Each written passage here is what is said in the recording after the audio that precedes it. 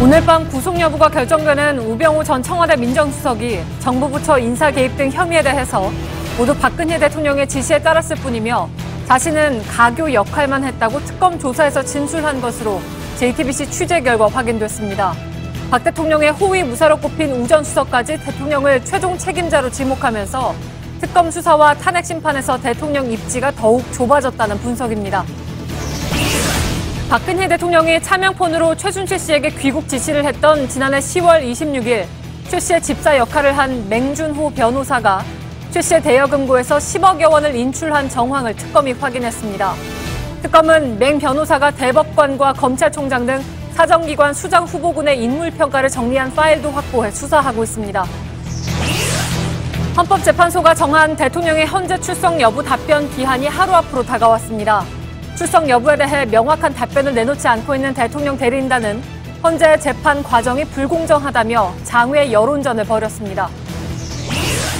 오늘 최순실 씨 재판에 증인으로 출석한 최철 전 문화체육관광부 장관 보좌관이 우병우 전 민정수석과 최 씨가 서로 아는 사이라고 증언했습니다.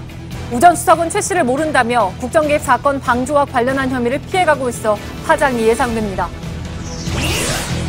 이른바 문화체육계 블랙리스트를 작성하고 실행한 혐의로 구속 기소된 신동철 전 청와대 정무비서관 측이 그동안 부인하던 태도를 바꿔 재판에서 혐의를 인정했습니다. 구속 상태에서 재판을 받고 있는 김기춘 전 비서실장과 조윤선 전 장관의 혐의 입증에도 영향을 줄 것으로 보입니다. 청와대가 자유총연맹 같은 관변단체와 국립대 내부 선거는 물론 언론사 편집국장 직선제도 폐지하려 했던 정황이 드러났습니다. JTBC가 확보한 녹취 파일에서 현기환 전 정무수석이 허준영 전 자유총연맹 총재에게 선거제도는 과잉 민주화라며 대통령 지시 하나 실행할 수 없게 한다고 말했습니다. 에너지를 쓰던 자동차가 수소로 에너지를 만드는 시대로 현대자동차. 시청자 여러분, JTBC 뉴스룸을 시작하겠습니다.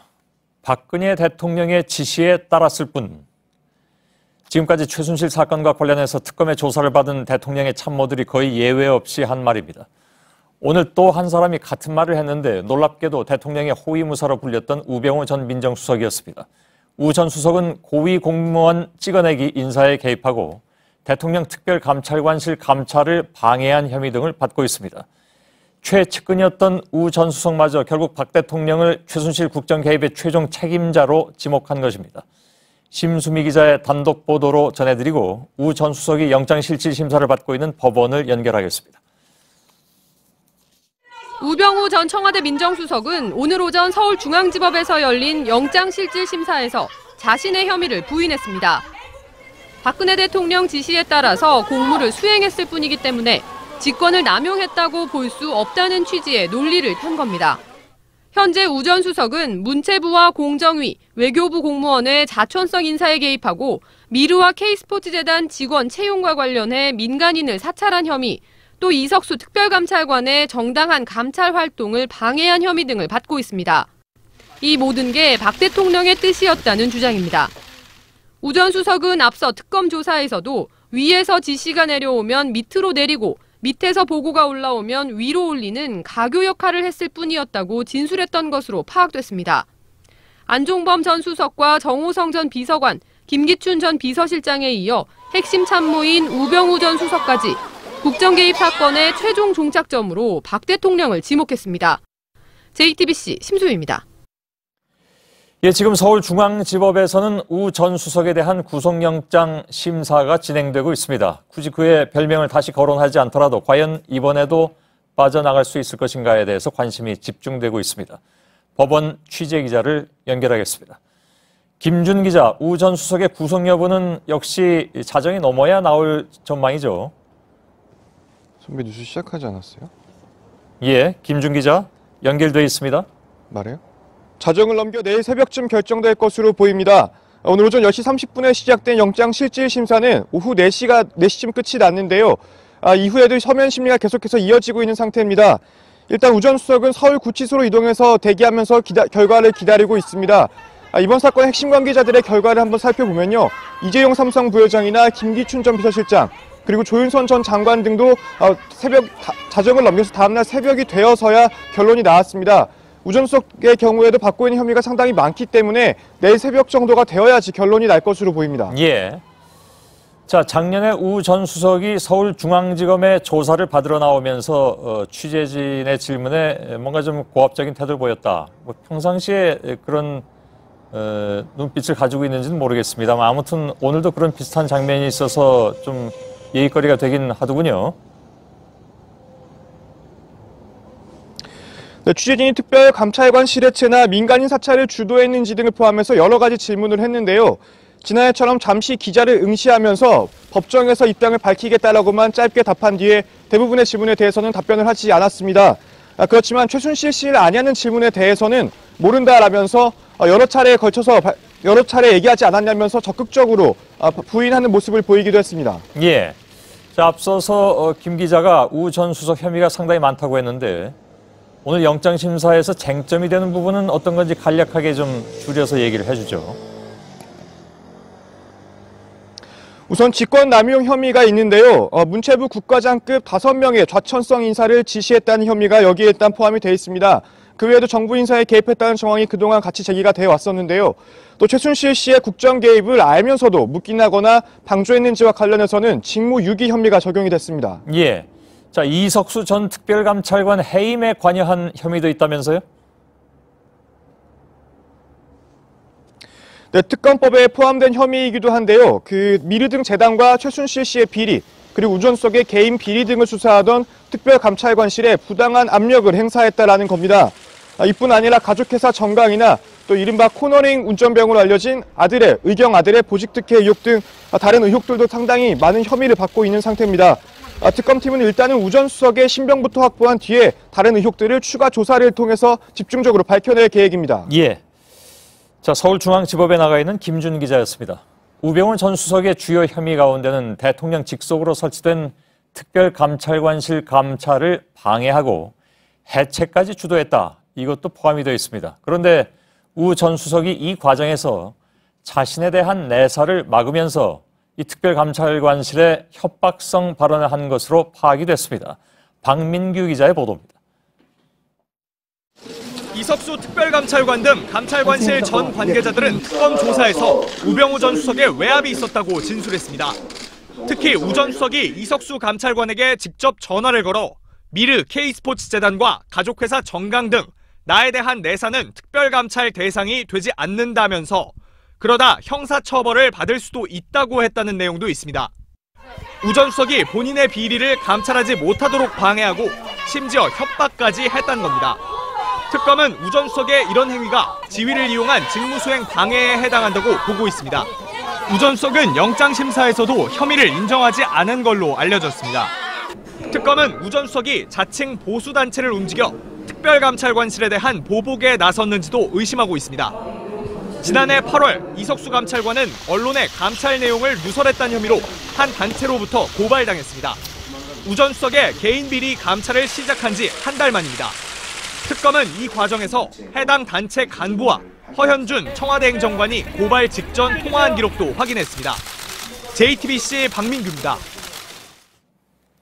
예, 우병우 전 수석의 구속 여부는 박근혜 대통령의 남은 특검 수사와 또 탄핵 심판에도 영향을 끼칠 수가 있습니다. 취재 기자와 이 문제를 한 걸음 더 들어가서 살펴보겠습니다. 심수미 기자가 나와 있습니다. 자, 오늘 영장심사에서 우 전 수석의 주장은 전부 내가 한 일이 아니다. 다 박 대통령 지시였다. 이 얘기잖아요. 오늘 우 전 수석의 그 구속 여부를 판가름할 핵심 혐의는 직권남용입니다. 예. 그러니까 문체부 고위공무원 인사 등에 부당하게 개입했다 이런 부분들인데요.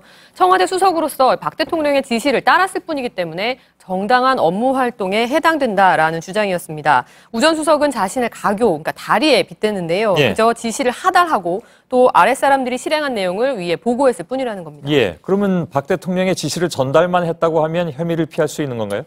이 행위 자체가 위법이라는 점이 인정이 되면 종범과 주범의 차이가 있을 뿐 이 처벌을 피하기는 어렵습니다. 예. 앞서 안종범 전 수석의 경우도 스스로 판단하고 결정해서 이행한 것은 하나도 없다라고 말을 했었고요. 또 정호성 전 비서관도 박 대통령이 최순실 씨 의견을 들어서 반영하라고 지시했다고 했습니다. 블랙리스트 작성과 관련해서도요. 이 김기춘 전 실장 대통령의 지시였다고 했습니다. 이들 모두 구속 기소됐습니다. 예. 다시 말하면 이번 사건과 관련된 핵심 인물들이자 또 박 대통령의 최측근 참모들 전부 이제 대통령이 주범이다 이렇게 얘기하고 있는 거 아니겠습니까? 물론 뭐 일부러 거짓말을 얘기할 필요는 없는 것이지만 보는 사람 입장에서는 좀 씁쓸한 그런 장면이기도 하네요.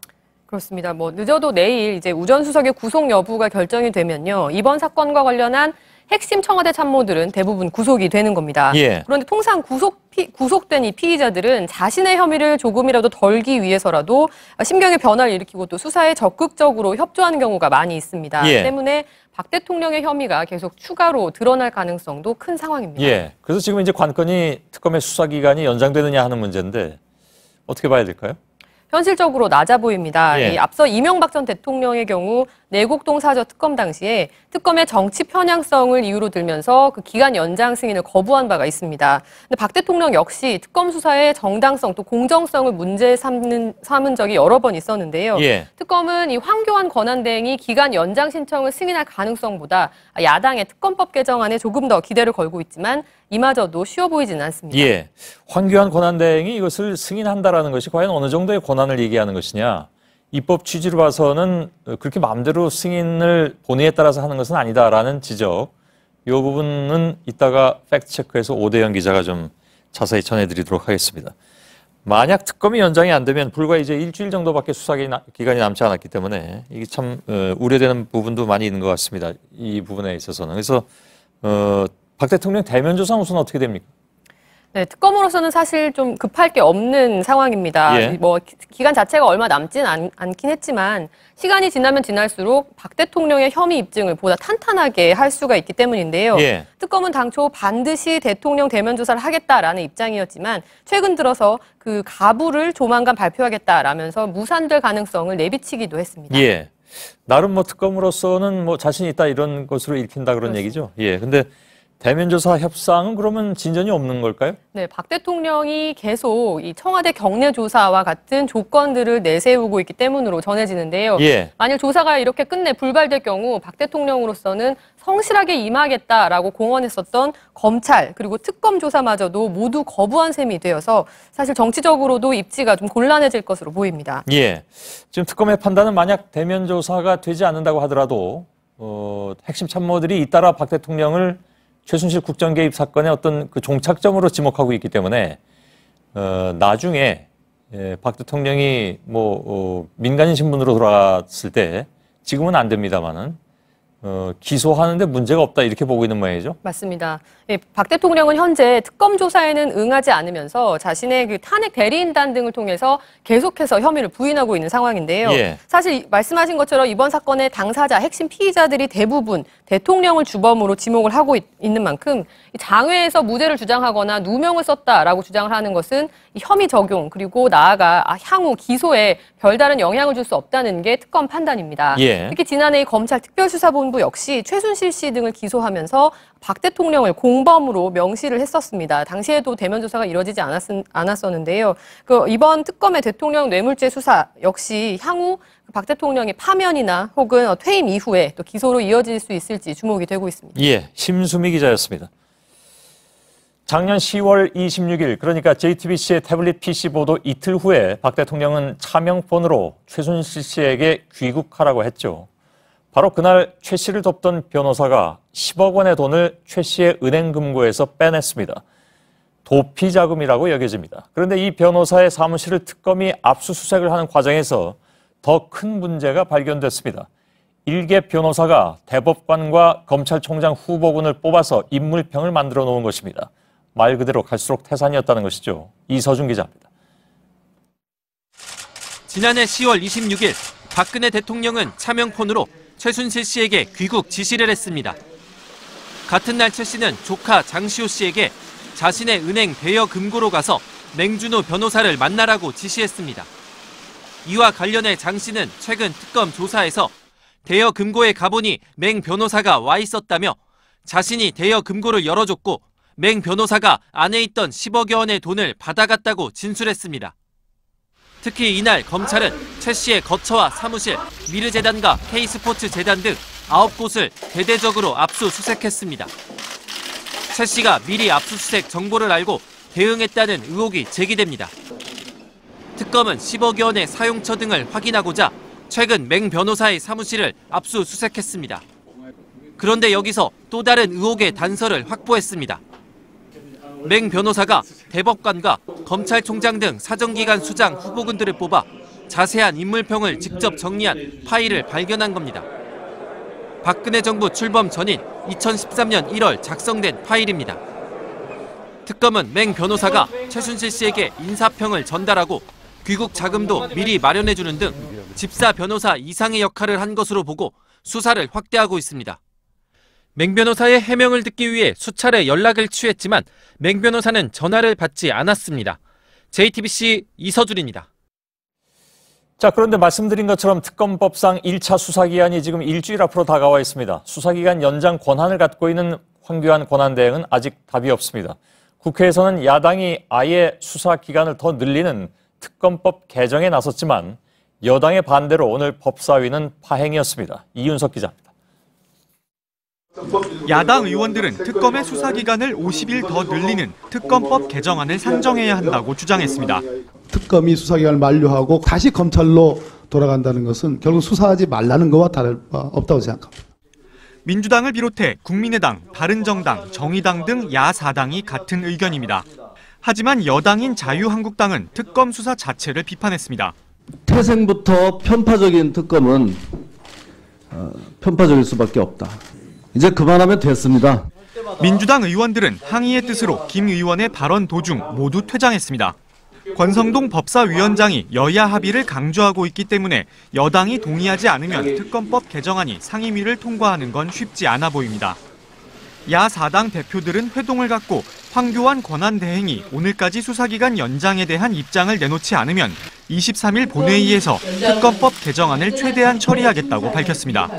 직권상정 요건에 맞지 않는다는 지적도 있지만 대통령 탄핵 소추가 비상 상황이어서 문제될 게 없다는 해석도 나왔습니다. 민주당과 정의당 의원들은 특검 시한 연장을 요구하며 오늘부터 농성에 들어갔습니다. JTBC 이윤석입니다. 예, 특검 기한 연장에 대한 승인 권한이 황교안 총리, 즉 대통령 대행에게 있다고 말씀드렸습니다만 그 권한의 성격이라든가 그 권한이 어디까지인가에 대해서는 좀 들여다봐야 할 부분이 많이 있습니다. 이 부분은 잠시 후 2부에서 팩트체크해서 전해드리도록 하겠습니다. 박근혜 대통령에 대한 헌법재판소의 탄핵 심판 공개 변론이 내일 안종범 전 청와대 수석에 대한 신문을 끝으로 마침내 마무리됩니다. 남은 변수는 대통령이 헌재에 출석하느냐인데 설령 나오더라도 별도의 기일을 잡지는 않겠다는 것이 헌재 입장이라서 예상대로 3월 9일 또는 10일 선고는 유력한 상황입니다. 이처럼 탄핵 심판 선고가 임박한 가운데 대통령 대리인단이 전방위적인 헌재 재판부 흔들기에 나섰습니다. 재판에 참여하는 변호인이나 대리인이 재판부를 직접 비난하는 일은 매우 드문 일이죠. 물론 그렇게 함으로써 얻는 게 있다는 것이 그들의 판단이겠지만 오늘은 자유한국당 의원들도 헌재를 공격했습니다. 어찌 보면 조직적으로 한꺼번에 움직인다는 분석입니다. 먼저 마지막 변론 일정 관련 소식을 보시고 대통령 측과 여당이 헌재 공격에 나선 배경이 무엇인지 차례로 짚어보겠습니다. 정원석 기자입니다. 헌법재판소는 내일 16차 변론에서 안종범 전 청와대 정책조정수석과 최순실 씨에 대해 차례로 증인 신문을 할 예정이었습니다. 모두 국정개입 사건의 핵심 인물들인데다 최종 변론을 제외하면 증인 신문으로는 내일이 마지막입니다. 그런데 최순실 씨가 헌재 불출석 사유서를 제출한 것으로 확인됐습니다. 이미 지난달 16일 증인 신문 때 진술을 했다는 겁니다. 하지만 당시 최 씨는 정부 인사 개입과 미르, K스포츠재단 설립 의혹 등에 대해 대부분 기억나지 않는다고 주장했습니다. 그런데도 대통령 측 대리인들은 지난 1일 15명의 추가 증인을 신청하면서 최 씨를 다시 넣었습니다. 대리인단은 헌재가 충분한 변론 시간을 주지 않는다며 공정성을 거론하고 있지만 정작 최 씨 등은 기회가 주어졌을 때 제대로 증언하지 않았습니다. 최 씨가 내일 불출석하면서 마지막 증인 신문은 안종범 전 정책조정수석만 받게 될 전망입니다. JTBC 정원석입니다. 대통령은 내일까지 헌재에 출석할지 여부를 밝혀야 합니다. 사실 여태껏 입장을 내지 않았다는 것 자체가 일반적이지는 않은 상황입니다. 그런데 대통령 대리인단 측은 대통령에게 공세적인 질문을 하지 않는다면, 또 대리인이 대신 답변을 할 수 있다면 이런 등등의 단서를 내걸고 있습니다. 이처럼 요구를 하면서 또 한편으로는 헌재 재판부에 대한 노골적인 공격을 하고 나섰습니다. 윤서령 기자의 보도입니다. 박근혜 대통령은 대리인단 소속 변호사들과 헌재 출석 문제를 놓고 최종 검토를 마쳤습니다. 이 자리에서는 대통령이 직접 출석해 적극적으로 해명해야 한다는 의견이 우세했던 걸로 전해졌습니다. 청와대 참모들 역시 비슷한 생각을 밝히고 있다고 청와대 관계자가 전했습니다. 대통령 출석 카드가 적극 검토되면서 대리인단은 헌재의 공정성을 문제 삼고 나섰습니다. 전날 재판정에서 법 집행을 함부로 한다며 고성까지 질렀던 대리인단은 오늘은 법정 밖에서 헌재를 공격했습니다. 대리인단은 대통령에게 질문을 공세적으로 하지 않아야 하며 답변을 대리인이 대신할 수 있어야 한다고 주장했습니다. 이런 조건을 받아주지 않으면 공정성에 문제가 있는 거라고 말했습니다. 만약에 그 헌재가 아니다, 변호사의 조력을 받지 마라, 직접 답해라, 이렇게까지 한다면 정말로 그건 공정성에 치명적인 그 문제가 있는 것 아니겠어요? 대리인단은 또 예정대로 3월 초에 선고하는 걸 두고도 졸속 재판이고 공정성을 잃은 것이라고 목소리를 높였습니다. 탄핵 심판 선고를 앞두고 헌재 흔들기가 도를 넘고 있다는 지적이 나옵니다. JTBC 윤서령입니다. 예, 이런 대리인단 측의 입장에 대해서는 저희들이 잠시 후에 그 배경을 좀 짚어드리도록 하겠습니다. 대통령이 출석할 경우에 검사 역할을 맡을 국회 소추위원단은 박 대통령 출석과 관련해서 어떠한 조건도 붙일 수 없다면서 단호한 입장을 보이고 있습니다. 특히 소추위는 오늘 대통령이 나올 경우에 공세적인 친문을 펼치기 위한 전략회의까지 열었습니다. 임지수 기자의 보도입니다. 박 대통령 측은 출석 여부 결정을 하루 앞두고 공세적 질문을 하지 않기로 하거나 대리인단이 대신 답변할 수 있다면 출석을 적극 검토하겠다는 입장을 밝혔습니다. 하지만 국회 소추위 측은 박 대통령 출석에 어떤 조건도 붙일 수 없다는 입장이라고 밝혔습니다. 오히려 오늘 국회 측은 그동안 25명의 증인 신문을 통해 입증된 대통령의 소추 사유 전반에 대해 공세적 신문을 펴기 위한 전략회의를 진행했습니다. 특히 안종범 전 수석이나 정호성 전 비서관 등이 박 대통령 지시를 받았다고 증언한 부분과 관련해 구체적인 답변을 요구할 예정입니다. 헌재가 대통령 기억을 직접 살려 설명하라고 요구했지만 결국 명확한 답변을 내놓지 못한 세월호 7시간 의혹에 대해서도 집중 추궁할 계획입니다. 또 대통령이 답변하기 어려울 때 대리인단이 대신 답변하는 방안에 대해서도 재고 가능성이 없다는 입장입니다. 국회 측은 형사재판에서도 변호인이 피고인 신문에 대신 답변할 수는 없다며 최순실 씨 등도 탄핵 심판에 나와 변호인 조력을 요청했으나 거부한 적이 있는 만큼 대통령도 허용할 수 없다고 말했습니다. JTBC 임지수입니다. 예, 이렇게 탄핵 심판 선고가 이제 10여일 앞으로 다가오면서 대통령 대리인단은 헌법재판소를 공개적으로 비난하고 있습니다. 법정에서 또 언론과의 인터뷰나 페이스북 등에서 전방위적으로 이어지고 있는 상황인데요. 이게 어떤 배경을 갖고 있는지 정치부 고석승 기자와 함께 한 걸음 더 들어가 보도록 하겠습니다. 자, 대통령 대리인단이 부쩍 방송 출연을 많이 하고 있네요. 라디오를 기중심으로 해서. 네, 그렇습니다. 예. 오늘 대리인단의 서석구 변호사와 손범규 변호사가 라디오 프로그램과 전화 인터뷰를 각각 했는데요. 예. 이 두 사람 모두 다 헌재의 재판이 공정하지 못하다 이런 의견을 내놨습니다. 예. 사실 일반 재판의 경우도 선고를 앞두고 재판부를 공격하는 예는 거의 찾아보기 어려운 것 같은데 뭐가 불공정하다고 얘기하고 있습니까? 네, 우선 이 서석구 변호사는 이 대통령 출석 여부를 내일까지 결정하라는 건 해도 해도 너무 한다면서 예. 하루 만에 입장을 정리하라는 건 부당하다 이렇게 주장했습니다. 예. 근데 대통령 출석 여부는 사실 작년 12월에 첫 재판 때부터 그때부터 계속 입장을 물어왔던 거 아닌가요? 네, 그렇습니다. 이 헌재법상 피청구인 그러니까 대통령의 출석은 첫 기일 혹은 이 두 번째 기일에 나오도록 돼 있습니다. 예. 그런데 그때부터 현재까지 이 두 달이 넘도록 명확한 입장을 밝히지 않고 있는 겁니다. 예. 그러다가 이 최종 변론일이 결정이 되니까 갑자기 이 대통령 출석 카드를 들고 나온 건데 그렇기 때문에 이 서석구 변호사의 발언이 이 설득력이 떨어질 수밖에 예. 없는 상황입니다. 또 어떤 주장이 있습니까? 이거 말고는? 네, 이 손범규 변호사는 이 현 재판부가 재판관 8명이서 빨리 해치우자는 식으로 이런 사고가 이 배경에 깔려 있는 것 같다면서 그런 굉장히 좀 격한 편이네요. 네, 그렇습니다. 그런 의도를 가지고 있지 않으면 이렇게까지 서두를 이유가 없다 이렇게 주장했습니다. 상식적으로 보면 그래도 한나라의 헌법재판소 재판관들이 이걸 해치우겠다고 생각을 하겠습니까? 그건 상식적으로 생각해도 아닌 것 같은데 좀 표현 자체가 굉장히 좀 공세적인 것 같습니다. 그리고요. 네, 오늘 또 일부 취재진들에게 문자 메시지까지 보냈는데요. 이 메시지 내용을 보면 이정미 재판관의 퇴임에 묶여 졸속 판결로 처리한다는 것은 말이 안 된다 이렇게 주장을 하기도 했습니다. 예, 사실 졸속 판결이라는 것도 대리인단의 매우 주관적인 판단이 굉장히 섞여 있는 그런 표현인 것 같은데 조기 탄핵 선고 이걸 뭐 졸속, 뭐 해치운다 뭐 이런 표현까지 부적절하게 쓰고 있습니다만. 네, 그렇습니다.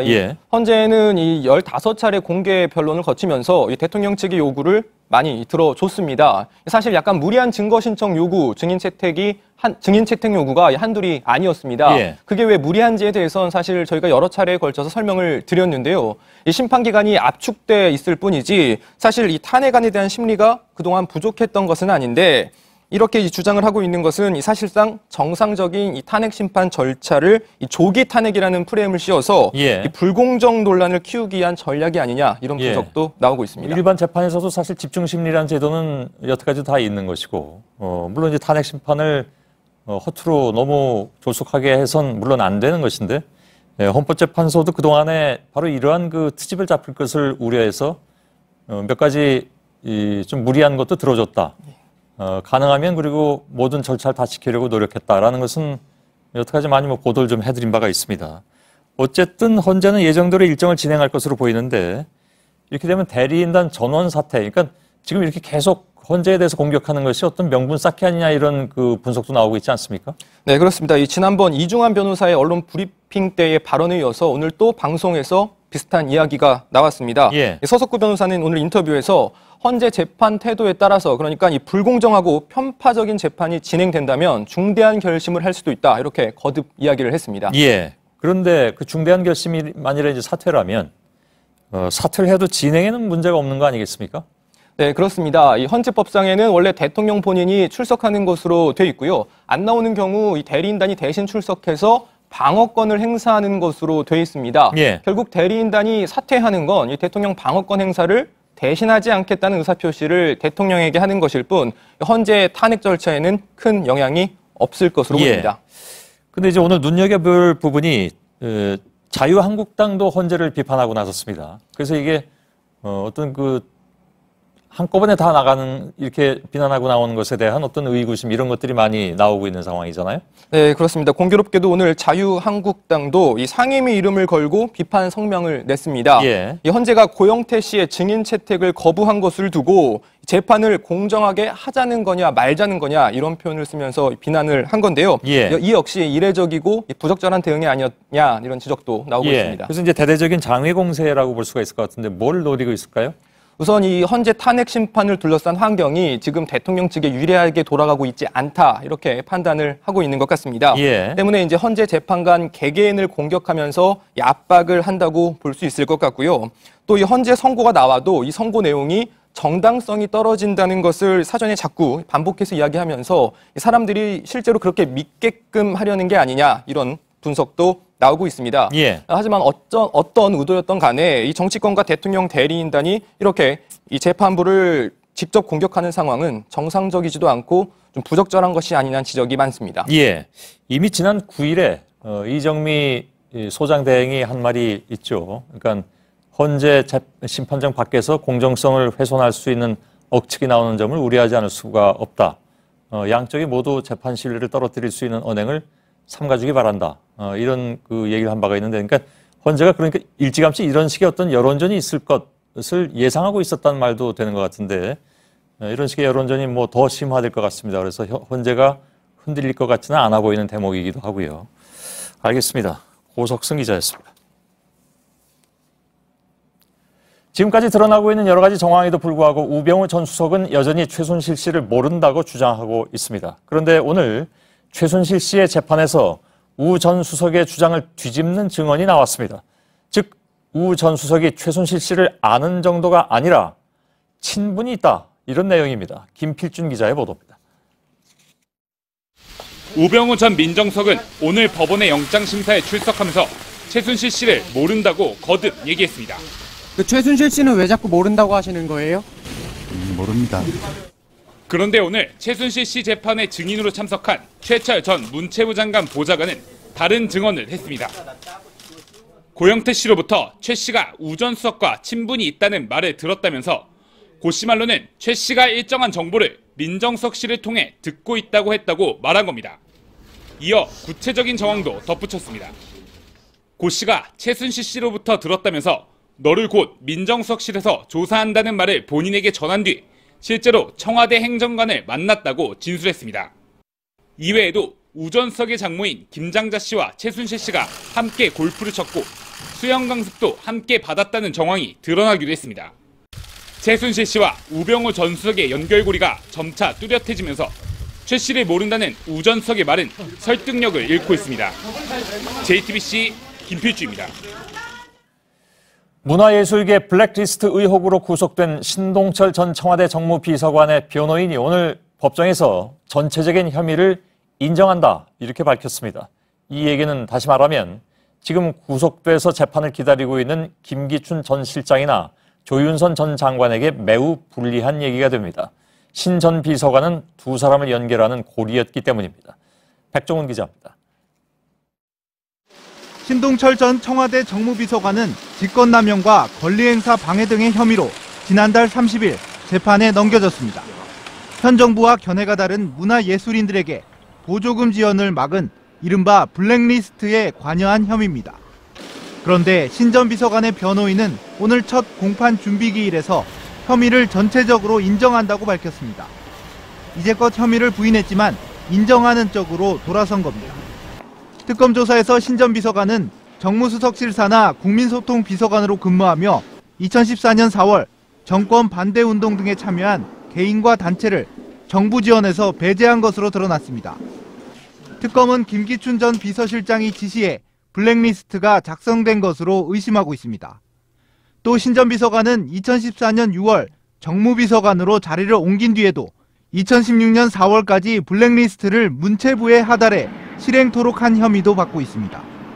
조윤선 전 장관은 2014년 6월부터 2015년 5월까지 정무수석으로 재직하면서 신 전 비서관으로부터 블랙리스트를 보고받고 관여한 혐의를 받고 있습니다. 김 전 실장과 조 전 장관의 재판은 신 전 비서관과 같은 재판부가 맡아 오는 28일부터 시작됩니다. JTBC 백종훈입니다. 청와대가 국내 최대 보수단체인 자유총연맹의 회장직 선출에 깊숙이 개입했다는 의혹이 제기된 바 있습니다. 저희 취재진이 청와대 개입 정황이 고스란히 담긴 녹취 파일을 입수했습니다. 현기환 전 청와대 정무수석은 회장직을 임명제로 바꿔야 한다면서 이것은 대통령 생각이라고 전했던 것으로 확인됐습니다. 게다가 당시 청와대가 언론사 편집국장과 국립대 총장 선출에도 개입하려 한 정황이 포착됐습니다. 의혹이었던 일이 실체가 다 드러나는 요즘입니다. 이선화 기자입니다. 자유총연맹 회장 선거 석 달을 앞둔 지난 2015년 11월 16일. 당시 허준영 자유총연맹 회장은 청와대 측 요청으로 서울 한 특급 호텔 중식당에서 현기환 전 청와대 정무수석을 독대했습니다. 당시 대화가 녹음된 파일에 따르면 현 전 수석은 이 자리에서 이듬해 초 있을 자유총연맹 회장 선거 방식을 직선제에서 임명제로 바꾸라고 요구합니다. 이 규정은 바꿔주세요. 규정은 바꿔주시고 연말 중에 다 정리를 하셨으면 좋겠다는 생각을 하신 것입니다. 기존 대의원 선거로 뽑던 방식을 이사회가 추천하고 대통령이 임명하는 방식으로 바꾸라는 겁니다. 현 전 수석은 이를 대통령의 뜻이라며 민주적인 절차가 대통령 지시 이행을 방해하고 있다고 주장합니다. 과잉민주화가 대통령 말씀 하나를 시행을 해서 그런 문제의식을 가지고 계세요. 현 전 수석은 언론사 편집국장과 국립대 총장 선출에서도 직선제를 폐지하는 작업 중이라고 밝힙니다. 국립대학 직선제하는 다 바꾸고 있습니다. 부산을 보고 올해 마지막으로 편집장 선거를 하고 내년부터는 임명제로 바뀝니다. 현 전 수석은 민주적인 선거 제도에 대해 부정적인 입장도 밝힙니다. 민주화라는 과정 속에서 너무 많은 선거 과정에서 이 비리, 끝나고 난 뒤에 거기에 대한 보상, 이런 걸로 해서 실제 자유총연맹은 김경재 회장이 당선된 직후인 지난해 4월 추천 임명제를 도입했습니다. JTBC 이선아입니다. 문제는 여기서 그치질 않습니다. 현기환 당시 정무수석은 자유총연맹 회장 선거를 직선제에서 추천제로 바꾸라고 요구하면서 검찰 수사 가능성도 언급한 것으로 드러났습니다. 명백한 위협입니다. 자유총연맹 내부에서조차 문제가 되고 있는 정치 편향성의 이유가 읽히는 부분이기도 하죠. 이어서 이가혁 기자입니다. 현기환 전 정무수석과 만난 허준영 전 회장은 자유총연맹 회장 선출 직선제 폐지 요구에 계속 난색을 보였습니다. 그러자 현 전 수석이 검찰 특수부 수사를 언급합니다. 선거용은 아니지만 지금 국민 문제 특수부서 계속 보고 있습니다. 선거와 무관하다고는 말했지만 사실상 특수부 수사 가능성을 내비치며 허 회장을 압박한 것으로 볼 수 있는 대목입니다. 청와대가 줄곧 요구한 추천 임명제 도입이 김경재 회장 당선 직후 실행된 것을 두고서도 청와대의 지시라는 의혹이 제기됐습니다. 이에 대해 자유총연맹 측은 청와대의 지시에 의한 것이 아니라 직선제에 따른 문제가 많아 자체적으로 판단한 것이라고 밝혔습니다. 김 회장은 최근 탄핵 반대 집회 때마다 무대에 올라 연설을 하는가 하면 연맹도 전국 지부에 공문을 보내 탄핵 반대 집회 참가를 독려해 논란이 일기도 했습니다. JTBC 이가혁입니다. 네, 오늘 말레이시아 정부가 처음으로 김정남의 시신 부검 결과를 발표했습니다. 하지만 사인은 물론 신원조차 확인되지 않았다면서 상당히 신중한 모습이었습니다. 현지 취재기자 연결하죠. 유선희 기자, 말레이시아 정부는 김정남 사인에 대해서 여전히 조심스럽습니까? 그렇습니다. 말레이시아 보건장관이 오늘 이곳 쿠알라룸푸르 병원에서 직접 부검 결과를 발표했는데요. 사인과 신원에 대해서는 아직도 조사 중이라고 밝혔습니다. 직접 들어보시죠. The medical legal specimens were handed over to the investigating police officer immediately after the post-mortem examination to be sent to the accredited laboratories for analysis. 샘플에 대한 조사 결과가 언제 나올지는 현재로서는 알 수 없습니다. 말레이시아 정부는 북한이 주장한 심장마비의 증거가 나오지 않았고 시신에 외상이 없다며 일각에서 제기됐던 독침 타살도 아니라고 밝혔습니다. 얼마 전 공개된 공항 CCTV를 보더라도 독침보다는 독극물이 묻은 천 같은 종류의 가능성이 크다는 것이 현지 언론의 분석입니다. 네, 말레이시아 정부가 상당히 신중한 모습인데요. 얼마 전에 북한 용의자 실명을 공개한 것과는 좀 달라 보이죠. 이유가 있습니까? 말레이시아 정부는 오늘 확인된 입장만 발표했다, 이렇게 원론적 입장을 밝혔습니다.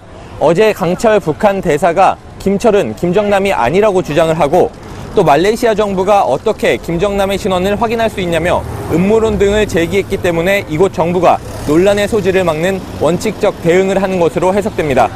또 자국에서 일어난 살인사건에 대해서는 강하게 대응하지만 시신 문제 등은 외교 분쟁 등이 일어날 수 있어 조심스러운 것으로 보입니다. 네, 그리고 일부 체포된 용의자가 있는데 현재 수사 상황도 좀 알려주실까요? 앞서 체포된 이정철과 2명의 외국인 여성은 여전히 범행을 부인하고 있습니다. 또 유력한 용의자 4명이 모두 말레이시아를 떠났고 또 이 가운데 일부는 평양에 도착한 것으로 파악돼 경찰은 범행 도구 등 증거를 찾는 데 주력하고 있습니다. 현지 경찰을 오늘 만날 기회가 있었는데요. 범행의 특수성을 파악할 수 있는 유의미한 부검 결과가 오늘 나왔다면 수사망을 좀 좁힐 수 있었을 텐데 그렇지 못해서 상당히 아쉽다고 말하기도 했습니다. 네, 말레이시아에서 유선희 기자였습니다. 말레이시아 당국은 사망자 가족의 DNA 샘플을 받은 바 없다고 했습니다. 김한솔의 도착서를 확인해주지 않은 셈이죠.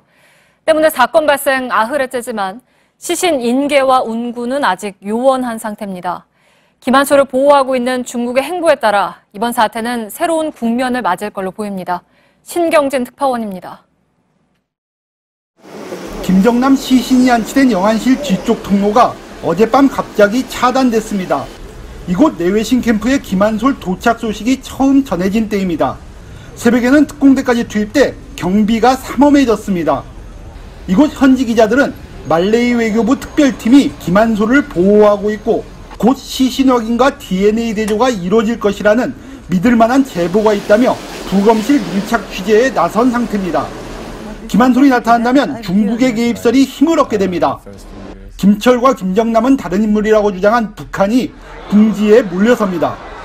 이정철 체포, 강철 대사의 긴급 성명 등 긴박하게 돌아갔던 지난 주말 중국은 북한산 석탄 수입을 금지했습니다. 외관상 중국의 대북 제재 결의 이행이지만 독살 사건 전모를 인지한 중국이 개입을 시작했다고 볼 수 있는 부분입니다.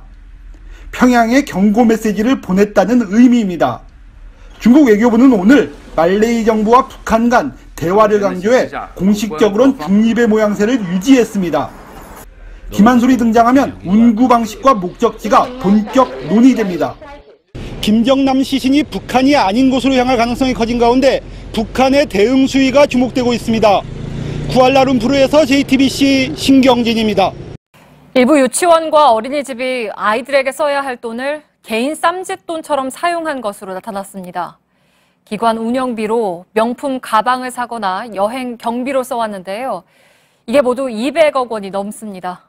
조민중 기자입니다. 한 유치원의 영수증입니다. 250만 원짜리 명품 가방과 36만 원짜리 명품 지갑을 샀다는 내용입니다. 이곳의 원장이 이렇게 쓴 돈이 2014년부터 2년 동안 5천만 원입니다. 자신의 차량 할부금 2,500만 원과 보험료 370만 원, 자동차 과태료 300만 원을 내기도 했습니다. 모두 정부 보조금과 학부모 부담금인 유치원 운영비에서 나갔습니다. 정부가 이곳을 포함해 전국 어린이집과 유치원 95곳을 점검한 결과 91곳에서 운영비를 부당 사용하고 있는 것으로 나타났습니다. 이렇게 센 돈이 205억 원입니다. 한 유치원 설립자는 교직원 복리후생 명목으로 피부관리 이용권, 피트니스 이용권 등에 1,300만 원을 썼고 자신의 외제 차량 속도 위반 과태료 32만 원을 내기도 했습니다. 설립자 남편의 여행 경비와 여행지에서 구매한 건강 보조식품을 운영비로 쓴 것도 있었습니다. 정부는 어린이집과 유치원의 재정 정보를 모두 전산으로 보고하도록 하고 이를 어기면 정원 감축과 원화 모집 정지 등의 조치를 취하기로 했습니다. JTBC 조민주입니다. 네, 미국 시간으로 어제는 대통령의 날이었습니다. 분위기가 어땠을까요? 미국 주요 도시에서 트럼프 반대 구호가 터져나왔고 영국에선 트럼프 버리기 시위가 이어졌습니다. 김진일 기자입니다. 뉴욕 거리에 수천 명의 사람이 몰려 나왔습니다.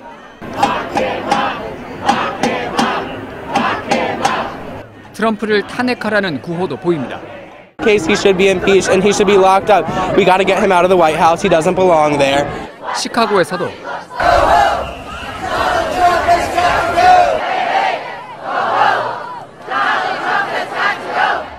로스앤젤레스에서도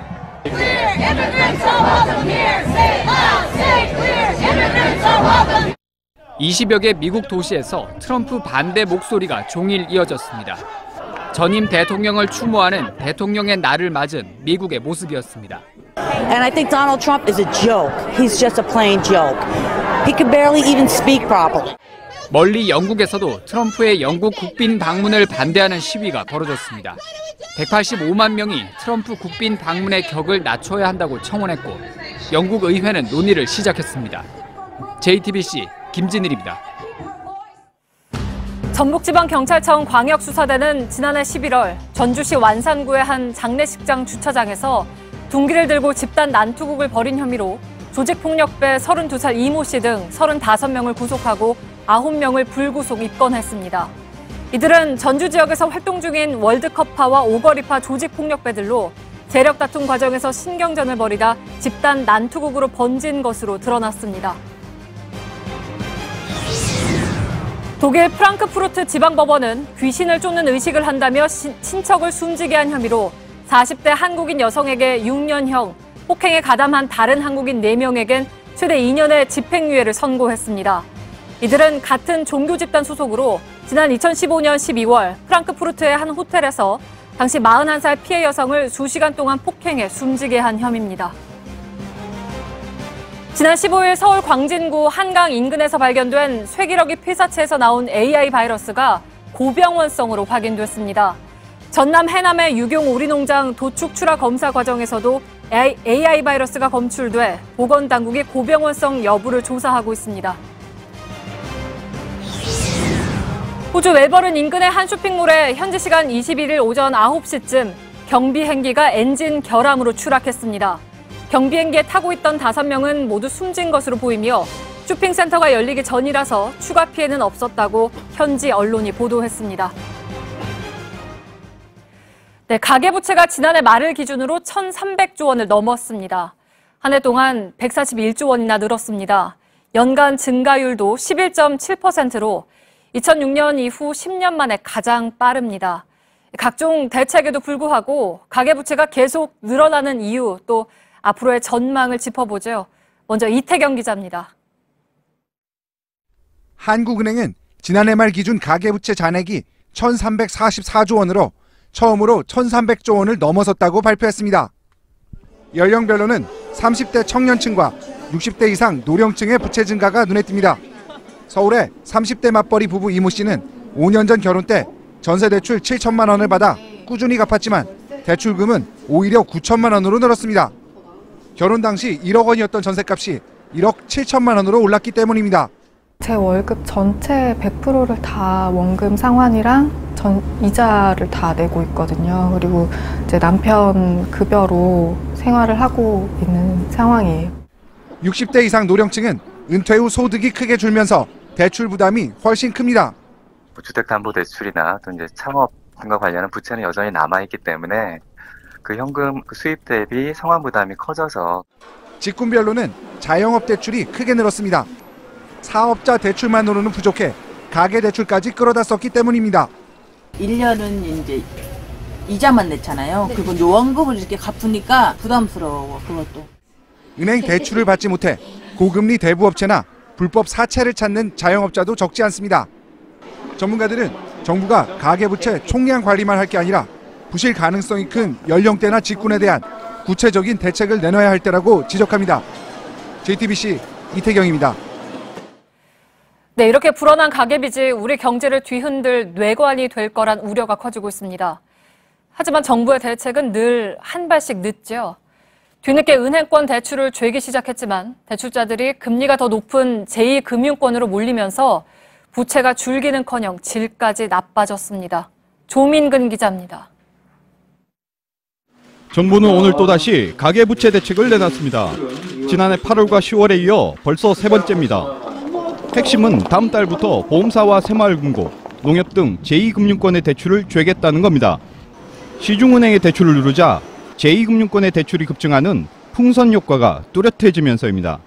정부 지침에 따라 은행들이 대출 심사를 까다롭게 하자 은행권 대출 증가 규모는 지난해 3분기 17조 2천억 원에서 4분기 13조 5천억 원으로 줄었습니다. 하지만 같은 기간 제2금융권의 대출 증가 폭은 19조 8천억 원에서 29조 4천억 원으로 10조 원 가까이 급증했습니다. 이처럼 정부 대책이 헛돌면서 국내 가계빚은 이미 경제 전체를 짓누르는 수준까지 늘었습니다. 여기에 금리까지 계속 오르고 있어 가계의 부담은 더욱 커지고 있습니다. 제2금융권 대출을 줄이겠다는 대책 역시 또 다른 부작용을 일으킬 수 있다는 우려도 나옵니다. 이 금융권도 이제 이번부터 통제를 하기 시작하면은 이 사람들이 주로 어디를 가냐면은 대부업체나 사채 시장 가게 돼요. 채무이 안 되기 때문에.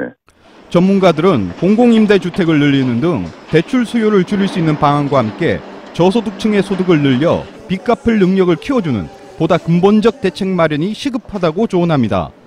JTBC 조민근입니다.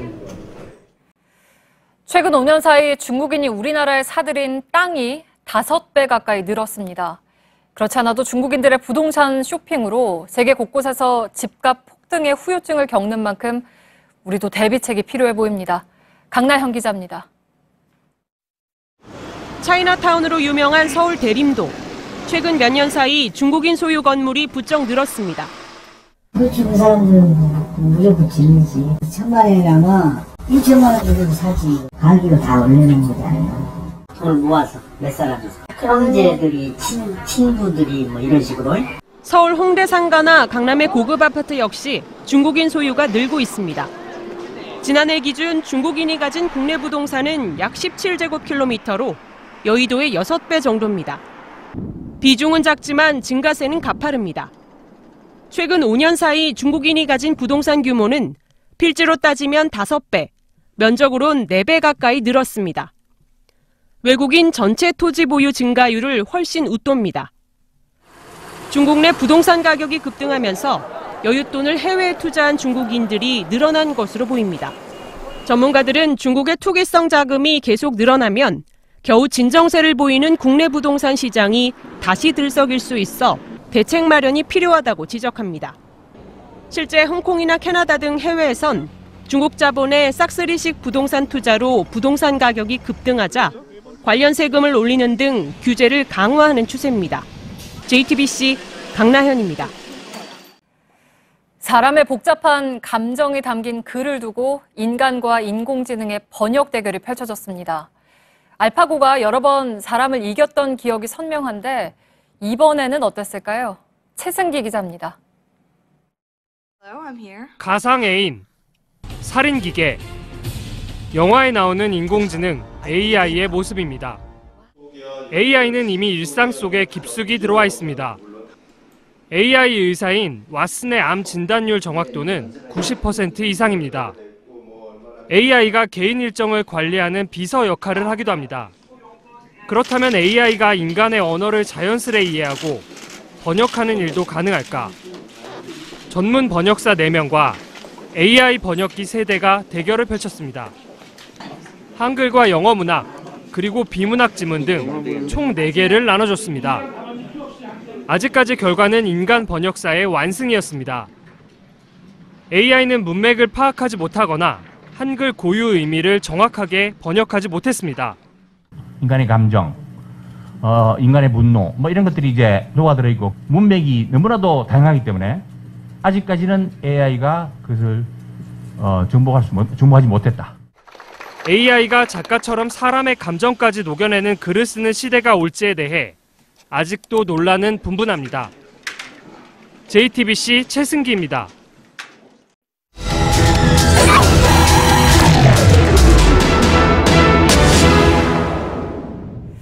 네, 얼마 전 국회 미화원들이 정규직으로 전환돼서 화제가 됐던 일이 있었죠. 국회가 모범을 보였으니까 다른 공공부문도 그래도 신용이라도 보일 테지 했다면 오산이었던 것 같습니다. 파주시 시설공단에선 민간업체로 미화 업무를 넘기는 걸 놓고 갈등 중입니다. 새벽에 청소 트럭에 위험하게 매달려가는 것만큼이나 미화원들의 고용 불안은 커졌습니다. 밀착 카메라 박소영 기자입니다. 새해 첫 월요일, 국회 환경미화원들이 국회 정식 직원으로 첫 출근을 했습니다.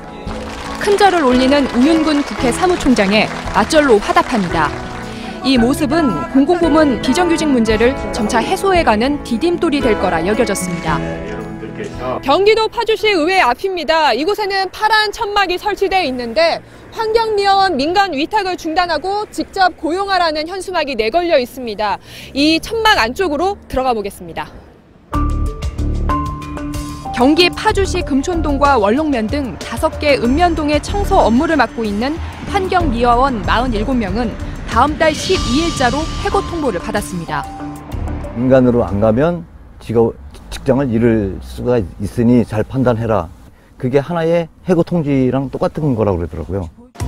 파주시는 청소 민원이 잇따르고 있다며 파주시설관리공단이 맡고 있던 업무를 민간업체로 넘기고 있습니다. 오전 6시 미화원이 승강장 앞 휴지통을 서둘러 비우고 새 비닐봉지로 갈아 끼웁니다. 짧은 거리를 이동하며 쓰레기를 차에 싣다 보니 위험한 걸 알면서도 트럭에 매달려가고 있습니다. 지금 시각은 오전 6시 40분입니다. 작업을 시작한 지 40분 만에 벌써 이렇게 많은 쓰레기가 모였습니다. 이쪽을 보시면 음식물 쓰레기도 있고 생활 쓰레기도 있고 재활용품도 있습니다. 인원이 부족하다 보니 담당 지역의 다양한 쓰레기를 미화원 1명이 모두 수집하고 있습니다. 어느덧 날이 밝고 서둘러 이동해야 하지만 좁은 골목길에 불법 주차한 차량 때문에 애를 먹고 있습니다. 쓰레기를 가득 싣고 다시 집화장으로 돌아왔습니다. 이곳에서는 쓰레기를 종류별로 분리하는 작업을 벌이고 있습니다. 이렇게 트럭을 다 비우고 난 후에는 아직 남아있는 쓰레기를 수거하기 위해 다시 담당 구역으로 돌아갑니다. 파주시는 미화원들이 민간업체를 설립해 나갈 수 있도록 기회를 제공하고 있다고 강조했습니다. 사실 그분은 을이잖아요. 을한테 기회를 주는 부분에 대해서 나쁘지 않다고 생각했습니다. 고용되는 상황이 아니라 이분들이 사용자이면서 고용되는 그런 형태로. 하지만 미화원들은 민간업체에 업무를 위탁하면 고용 불안이 계속될 수밖에 없다고 말합니다. 무슨 사회적 기업, 협동조합 그런 식으로 설명을 했는데 그렇게 해서 나간 데는 한 군데도 없습니다. 고용 불안도 문제지만 노동 강도가 세질 수밖에 없습니다. 입찰에 참여한 민간업체 3곳의 등기를 떼봤습니다. 파주시 설명과 다르게 A업체 대표는 시설공단 소속 주무관입니다.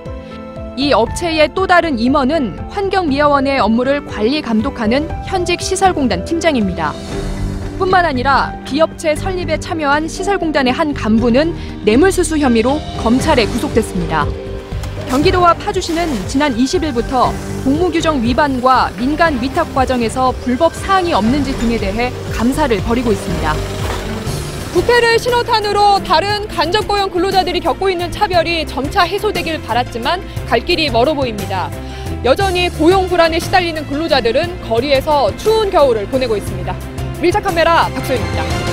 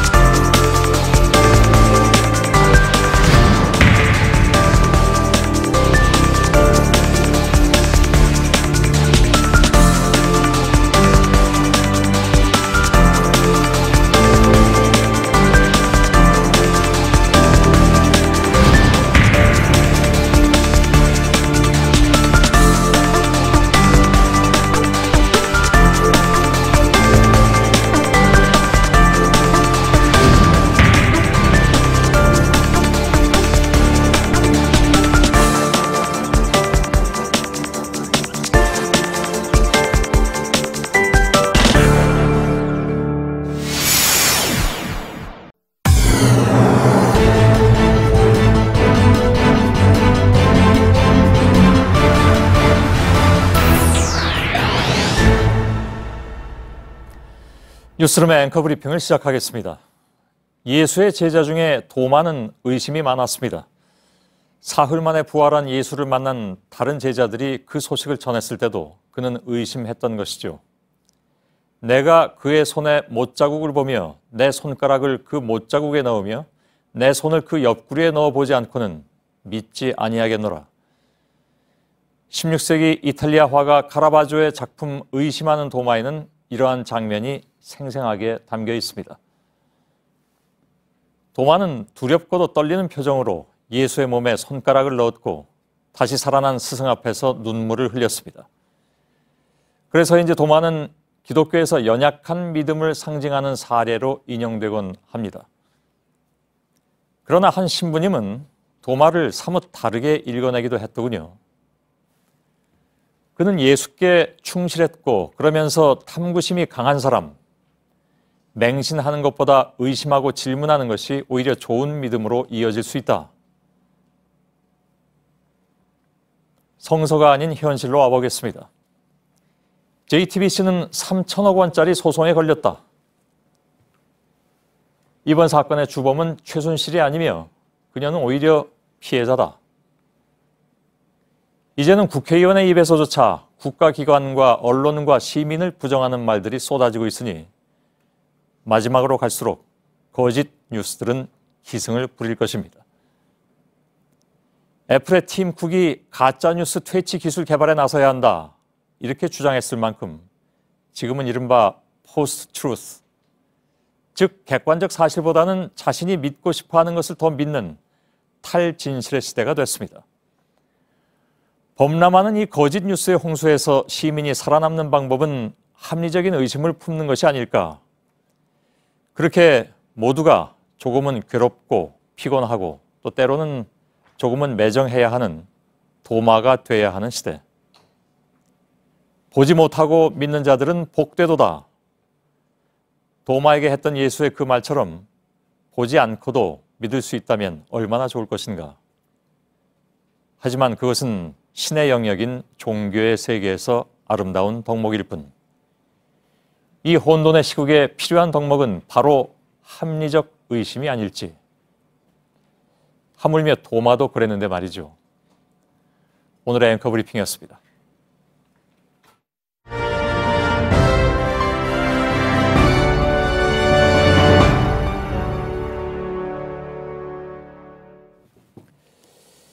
예, 박근혜 대통령 측은 내일까지 헌법재판소에 출석할지 여부를 정해야만 합니다. 헌재가 그렇게 요구를 했죠. 그런데 대통령 대리인단은 이런저런 조건을 내걸고 수용된다면 출석하겠다, 이런 입장을 밝히고 있습니다. 그런 조건들도 사실은 좀 특혜에 속하는 부분들인데 이걸 헌재가 받아들일 가능성은 별로 없어 보이죠. 아무튼 이 부분을 놓고도 논란이 일고 있는데 그걸 안 들어주면 불공정한 거다, 이런 주장까지 내놓고 있습니다. 대통령 측의 헌재 흔들기 일부에 이어서 정치부 고석승 기자가 나와 있습니다. 자, 고석승 기자, 대통령 대리인단이 헌재를 전방위적으로 공격하는 것 같습니다. 이른바 이제 흔들기에 나선 것이 거의 뭐 명약관화해 보이는데, 그러면서 또 중대 결심 얘기도 꺼냈죠. 네, 앞서 말씀드린 것처럼 오늘 또 한 번 이 중대 결심 이런 이야기를 거론한 겁니다. 예. 하지만 사실상 큰 의미는 없다고 봐야 합니다. 이 법적으로 대리인단이 사퇴한다고 해도 이 탄핵 심판 절차는 그대로 진행이 됩니다. 예. 헌재 입장에서는 대리인단이 만일에 뭐 그렇게 보이진 않는다 하더라도 총사퇴를 하게 되면 좀 부담스러운 건 사실이겠으나, 그렇죠?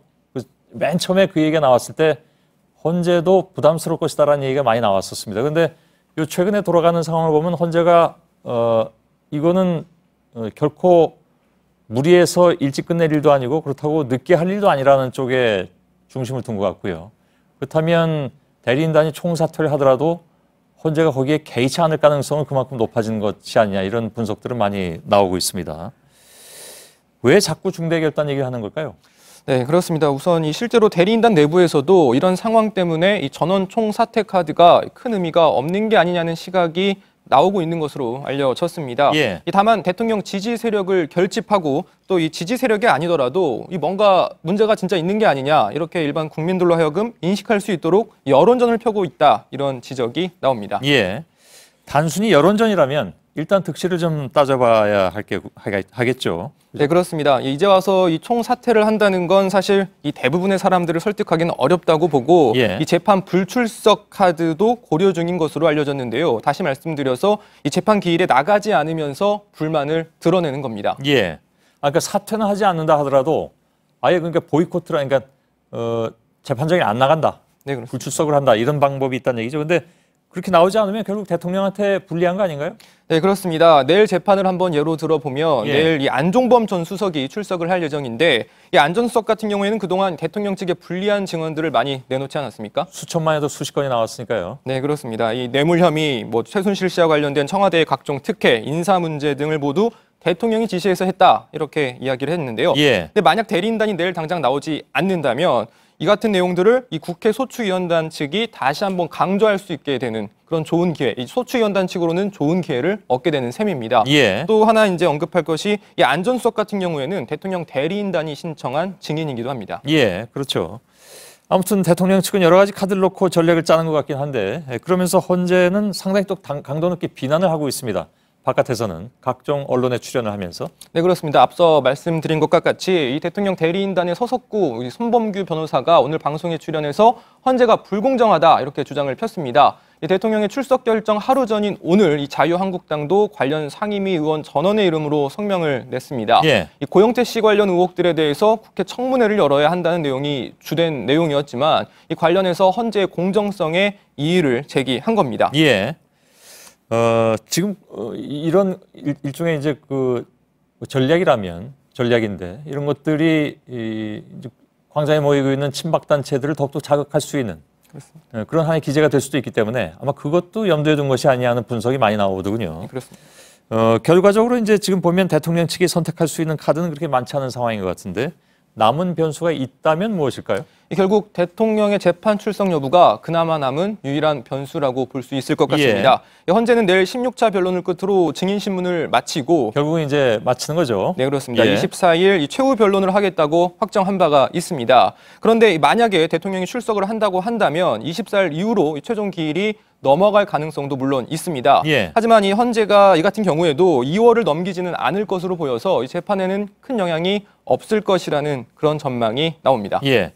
게다가 국회 소추위원단, 그러니까 검사 역할을 하고 있는 소추위원단은 대통령에게 매우 공세적인 질문을 하겠다. 지금 예행 연습까지 한 걸로 알려지고 있는데 그걸 보면 대통령 측으로서는 좀 더 부담스러운 측면이 있지 않나라는 생각도 들고요. 출석 자체가. 알겠습니다. 고석승 기자였습니다.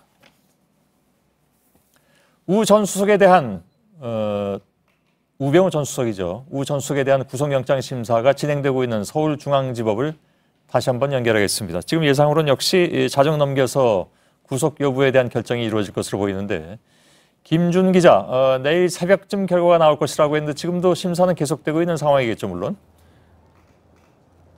그렇습니다. 우 전 수석의 영장 심사를 담당하고 있는 오민석 영장전담 부장판사의 집무실이 제 뒤로 보이는 법원청사 8층에 있는데요. 밤 9시가 넘은 지금 시간까지도 불이 밝게 켜 있습니다. 일단 오늘 오전 10시 반에 시작된 영장 실질 심사는 오후 4시쯤에 끝이 났지만 현재까지 서면 심사가 계속되고 있는 건데요. 우 전 수석은 일단은 서울구치소에 이동해서 결과를 기다리고 있습니다. 예.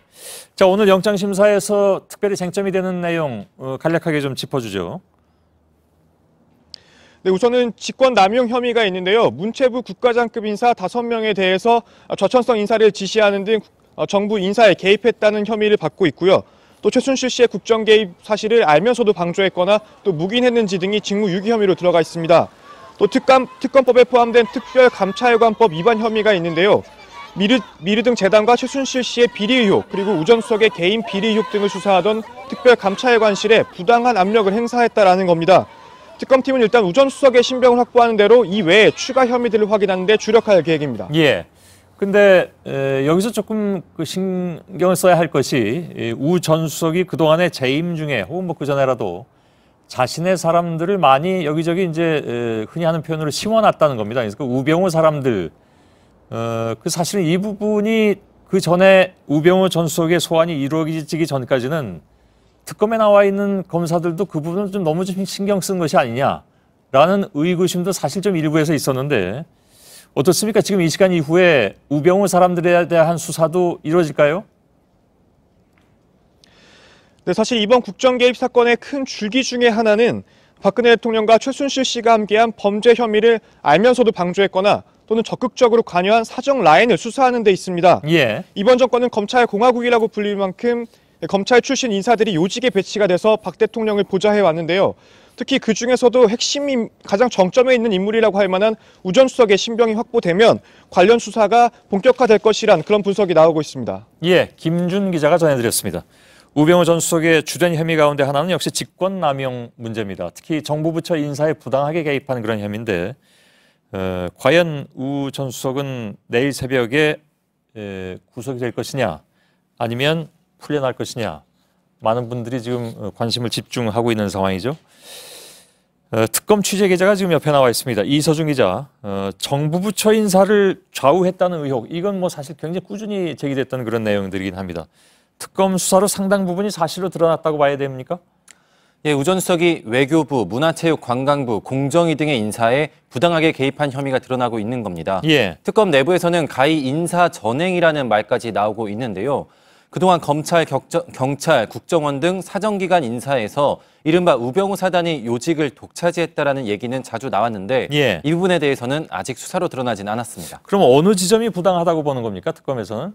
최순실 씨 국정 개입 과정에서 협조하지 않는 등 이 청와대 지시를 이행하지 않은 공무원들을 좌천한 부분입니다. 예. 블랙리스트 등 청와대 지시를 그대로 이행하면은 헌법과 법률에 위배되기 때문에 따르지 않은 공무원들을 항명이라며 좌천한 부분인데요. 그러면서 사표를 종용을 한 겁니다. 외교부의 경우에는 정부의 메르스 관련 정책에 대해 앞으로는 미리 협의를 하자는 공문을 청와대에 참조로 보냈다는 게 항명이라면서 좌천을 하기도 했습니다. 예. 근데 이런 인사 개입도 역시 대통령이 시켜서 한 것이다. 자기는 전달만 한 것이다. 이렇게 얘기하고 있잖아요. 네, 그렇습니다. 하지만 아무리 인사권을 가진 대통령이라 할지라도 인사는 헌법과 법률의 테두리 안에서 해야 합니다. 예. 일단 우병우 전 수석에 대해서 이 인사 전행의 실행자로서 구속영장이 청구가 된 건데요. 우 전 수석이 구속될 경우 계속 수사를 통해서 이 지시를 내린 박근혜 대통령에 대해선 공모관계가 적용될 가능성이 매우 높습니다. 예, 그래서 이런 인사 전횡이 여러 부처에서 실제로 있었다면 박근혜 정부 내내 이건 청와대 말을 안 들으면 큰일 난다라는 인식이 굉장히 팽배했을 것 같습니다.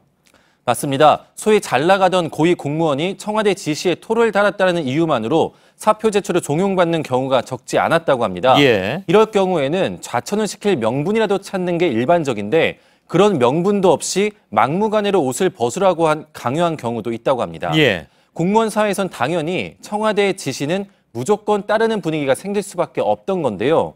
특검은 이 같은 인사 전행이 최순실 국정개입 사건을 가능케 했던 배경으로 보고 장기간에 걸쳐 집중 수사를 벌여왔습니다. 예. 근데 사실 그 정부 부처의 인사에만 개입하는 것이 아니라 또 한 가지 오늘 눈에 띄는 뉴스는 그거였습니다. 그러니까 왜 대통령 직속 특별감찰관실에서 우병우 전 수석 자신을 내사한 바가 있다고 했잖아요. 그 내사를 멈추지 않으면 당신들 형사처벌받는다라고 일종의 협박을 했다는 얘기인데 그 얘기는 어떤 얘기입니까? 일단 특별감찰관실은 대통령 직속이기 때문에 민정수석실이 접근할 대상이 아닙니다. 예. 그런데 우 전 수석이 직접 전화를 걸어서 본인을 내사하면은 형사처벌을 받을 수 있다는 협박성 발언을 했다는 건데요. 예. 실제로 이석수 전 특별감찰관은 언론의 감찰 내용을 누설했다는 혐의로 자칭 우익단체로부터 검찰에 고발을 당해서 실제로 형사처벌의 위기에 몰리기도 하지 않았습니까? 예. 특검은 고발단체와 청와대 허연준 행정관이 고발 직전 통화를 한 사실에 주목을 하고 있습니다. 예. 우 전 수석의 협박성 발언과 그리고 이 우익단체의 고발 사건 간에 관련이 있다라고 보고 있는 겁니다. 예, 알겠습니다. 여기까지 듣겠습니다. 이서준 기자였습니다.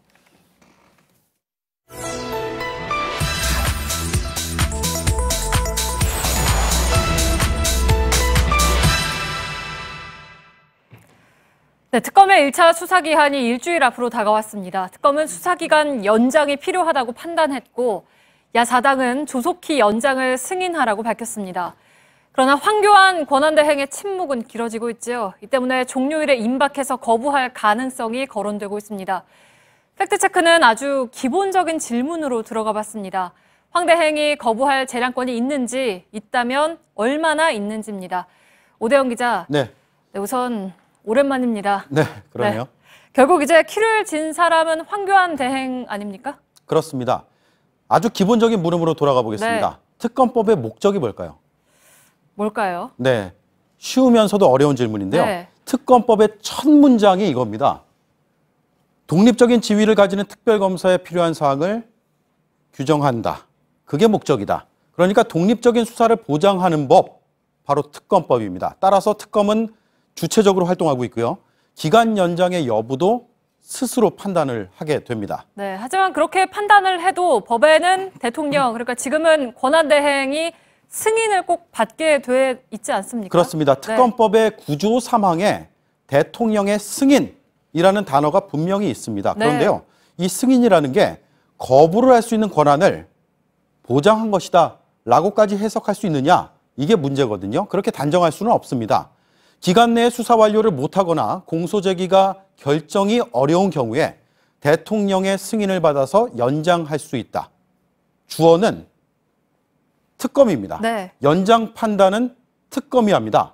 그런데 황 대행이 30일 연장을 못하게 한다라고 하면 저 시점에서 수사를 멈추라는 뜻이 됩니다. 일종의 수사 지휘가 되는 셈입니다. 독립적인 수사를 보장하는 입법의 취지가 무색해지는 겁니다. 네, 그러니까 그럼에도 법에는 어쨌든 대통령의 승인이라는 표현이 분명하게 들어가 있고 그건 황대행에게 거부할 수 있는 재량권을 줬다고 볼 수가 있지 않습니까? 그런데요, 행정행위라는 게 그러니까 국가기관이 어떤 행정적인 일을 할 때는 법에 따라 하게 돼 있잖아요. 네. 그런데 법에 예를 들어서 어떻게 할 수 있다라는 표현들을 많이 보지 않습니까? 담당자의 판단 가능성을 이렇게 열어둔 걸 재량행위라고 합니다. 네. 반면에 어떻게 해야 한다. 딱 못 봐가지고 이게 판단의 여지가 없는 반드시 지켜야 하는 것을 기속행위라고 합니다. 좀 어려운 표현인데 제가 단순하게 설명을 드린 겁니다. 네. 다시 특검법으로 보겠습니다. 연장할 수 있다. 특검의 재량행위로 볼 수가 있습니다. 1회 한 해.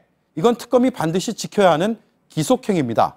수사 연장에 대해서 법은 1회라는 제한을 두면서도 특검의 재량권을 확실하게 이렇게 보장을 하고 있습니다. 네. 반면에 그 위에 보죠. 대통령의 승인. 저 승인, 이 표현. 거부의 재량권까지 보장했는지는 불투명합니다. 법률 전문가들이 그렇게 분석을 했고요. 더 주목할 부분은 저 위에 노란 부분입니다. 기간 연장의 기준을 특검의 관점으로는 분명하게 제시했습니다.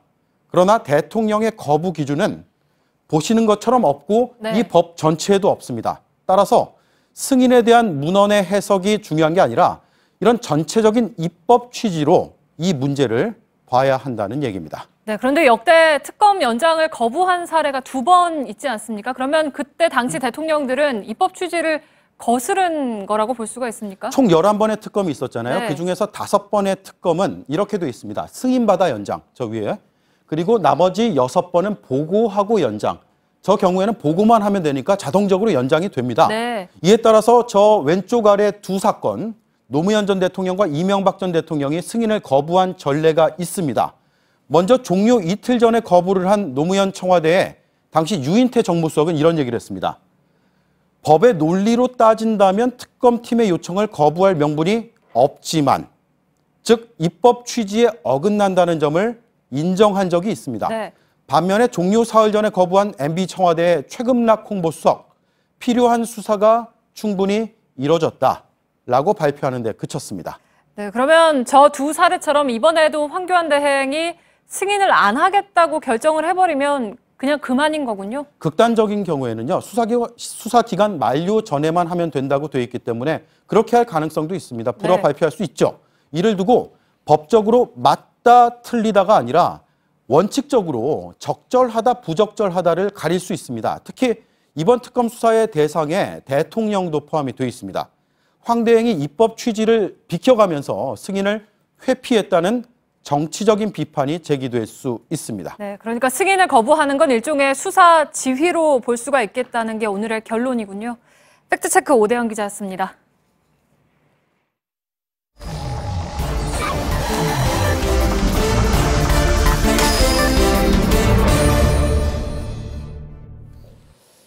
비하인드 뉴스 시작하겠습니다. 이성대 기자가 나와 있습니다. 어서 오세요. 예, 첫 번째 키워드를 열겠습니다. 네, 첫 번째 키워드입니다. 탄핵보다 하야를 해야 된다. 바른정당의 주호영 원내대표가 오늘 박 대통령이 탄핵 전에 하야를 해야 한다는 이른바 정치적인 해법을 주장해서 논란이 일었습니다. 예. 자, 대통령이 탄핵을 찬성하면서 옛날 새누리당과 분리된 게 바로 바른정당인데 이제 와서 다른 목소리를 내는 게 아니냐는 겁니다. 예. 그 자유한국당의 입장보다도 바른정당의 입장은 정확하게 무엇이냐 하는 얘기들이 뭐 이 사안뿐만이 아니고 자주 나오는 이유 중에 하나이기도 한 것 같습니다. 최근에 자유한국당에서 왜 질서 있는 퇴진을, 이건 그 과거에 나왔던 거죠. 4월 퇴진, 6월 대선.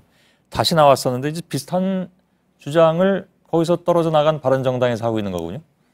그런 상황인데 더 구체적인 해법까지 제시를 했습니다. 예. 자, 뭐라고 얘기를 했느냐면 오늘 주호영 원내대표는 박 대통령은 하야를 하면 정치권에서는 대통령에 대한 사법 처리 부담을 덜어줘야 한다고 주장을 했습니다. 예. 자, 실제로 일각에서는 대통령이 특검 연장이 무산된 이후에 탄핵 결정이 나오기 전까지 구체적으로 2말 3초에 자진 사퇴할 수도 있다라는 시나리오들이 지금 돌기도 하는데 예. 자, 이렇게 되면은 전직 대통령으로서의 예우를 그대로 가져가는 동시에 사법 처리도 피할 수 있다는 분석이 나오고 있습니다. 지금 뭐 탄핵 심판은 이미 막바지로 접어드는 그런 상황이고 야권에서 이런 이른바 정치적 해법 여기에 대해서 동의를 해줄지 그건 좀 의문입니다. 오히려 이제 진행 중인 법적 절차에 잘못된 신호를 줄 수 있는 게 아니냐, 뭐 이런 반문이 나올 수 있는 그런 상황이겠군요. 그렇습니다. 그렇게 지적이 나오고 논란이 일자 바로 주호영 원내대표는 그런 뜻이 아니라 대통령이 하야를 한다 할지라도 사법 절차는 반드시 그대로 진행이 돼야 하고 판결 이후에 국론이 분열되는 걸 막자는 취지였다고 해명을 했습니다. 예. 어쨌든 법률권이 이런 바람이 있든 없든 이와 상관없이 청와대에서는 자진 사퇴 같은 건 전혀 검토하고 있지 않다는 입장이 오늘 나오기도 했었는데 예. 실제로 그럴 수 있다는 주장 이미 예전에 나왔었습니다. 지난해 11월이었죠. 탄핵 이야기가 본격화되기 전이었는데 예. 김종필 전 국무총리가 설사 5천만 국민이 내려오라고 할지라도 박 대통령은 절대 내려오지 않고 거기에 앉아 있을 것이다. 박근혜 대통령은 절대로 청와대 앞에서 모여서 내려오라고 해도 내려갈 사람이 아니다라고 이미 예언한 적이 있습니다. 오늘 청와대에서 혹시 그 얘기가 나오진 않았나요? 자진 하야 얘기는 뭐 한 적이 없다. 논의된 바 없다. 이런 얘기도 나온 것으로 알고 있는데. 그렇습니다. 공식적인 그 사람은 아니고 뭐 익명을 통해서 검토한 바는 없다라는 식의 입장들이 흘러나오긴 했습니다. 알겠습니다. 다음 키워드는요? 자, 두 번째 키워드입니다. 지금은 정권을 연장해야 한다. 이건 뭐 어떤 얘기입니까? 네, 자유한국당의 안상수 의원이 오늘 대선 출마를 했는데요. 벌써 4명째입니다. 자, 이 자리에서 임명진 비대위원장이 지금은 자유한국당이 정권을 교체당할 시기가 아니라 오히려 정권을 계속 잡고 있어야 된다라고 주장을 했습니다. 직접 들어보시죠. 지금 경제가 좀 일만하고 그러면 뭐 정권 서로 돌아가면서 해봐야죠. 여당도 하고 야당도 하고 서로 돌아가면서 해봐야 될 때지만은 지금은 우리나라의 형편이 그런 때가 아니라고 생각합니다. 예. 근데 지금 당의 비대위원장이잖아요. 당의 비대위원장이 정권 교체해야 된다라고 얘기할 리는 없는 거잖아요. 이거 당연한 얘기를 한 것이라고 보면 안 될까요? 뭐 선의로, 선한 의지로 바라보면 그렇게 해석을 할 수가 있습니다. 여기도 선의가 나옵니까? 예. 하지만 최순실 국정농단 사건에 책임이 있는 집권 여당이 뭐 비록 이름을 바꿨다 할지라도 지금 이렇게 공개적인 석상에서 떳떳하게 이야기하는 게 뭐 적절한지에 대해서 논란은 분명히 나오고 있습니다. 예. 참고로 박근혜 정권 초기에도 비슷한 주장이 한번 나온 적이 있는데 당시에 친박계 핵심이었죠. 홍문정 의원이 박 대통령 이후에도 최소 10년은 더 집권을 해야 된다라고 저런 식으로 발언을 해서 논란인 적이 있었는데 자, 지금 생각해보면 이런 발언을 들었을 최순실 씨 어떤 생각을 했을지 관심이 커지고 있습니다. 예. 마지막 키워드는요? 자, 마지막 키워드 가겠습니다. 우병우를 흔든 질문. 뭐 많이 보셨을 텐데 오늘 우병우 전 수석 특검에 출석하면서 기자들이 질문을 하자 또 이렇게 기자를 노려보는 장면이 포착이 됐습니다. 이미 지난해였죠. 11월에 검찰에 출석할 당시에도 질문하는 기자를 저렇게 쳐다봐서 구설에 올랐는데 본인은 저기 노려봤다고 생각 안 할 수도 있습니다. 그냥 쳐다본 건데. 그걸 물어봐야 되는데 물어보지 못해서 정확히 어떤 입장인지 모르겠는데 유독 우 전 수석 같은 경우에는 태도 논란이 일고 있습니다. 그렇죠. 특히 국회 국정조사 청문회 출석해서도 태도를 지적을 받았었는데 그 장면 다시 한번 보시죠. 적인 답변 자세 태도 그렇게 계속 불량하게 하실 겁니까? 아니 지금 실제로 모르는 일에 대해서 계속 물어보기 때문에 모른다고 말씀드리고 있습니다. 마이크 소리도 안 들리게 그게 답변 자세예요? 정말 그렇게 똑바로 안 하실 겁니까? 의자에 바로 앉아 있습니다, 위원장님. 예, 잘 들었습니다. 좀 뭐 하여간 유명한 장면이 돼버리고 말았는데 되게 이제 그 특검에 출석하면 언론 질문에 좀 그냥 대답 안 하고 들어간다든가 그런 경우가 많은데 오늘 무슨 질문을 받았길래 그런 상황이 나온 겁니까? 한 기자가 구속이 되면은 이번이 마지막 인터뷰일 수도 있는데 한마디 해달라. 이렇게 질문하니까 좀 싸늘한 표정으로 쳐다본 겁니다. 예, 알겠습니다. 하긴 뭐 저 질문 받으면 뭐라 대답하긴 좀 어려운 상황이긴 한 것 같습니다. 알겠습니다. 이성대 기자였습니다. 네, 내일부터 모레까지 중부지방과 강원 산지에는 눈이, 제주와 남해안에는 폭우가 예보되어 있습니다. 예, JTBC 뉴스룸 여기서 마치겠습니다. 저희들은 내일도 최선을 다하겠습니다. 여러분 고맙습니다.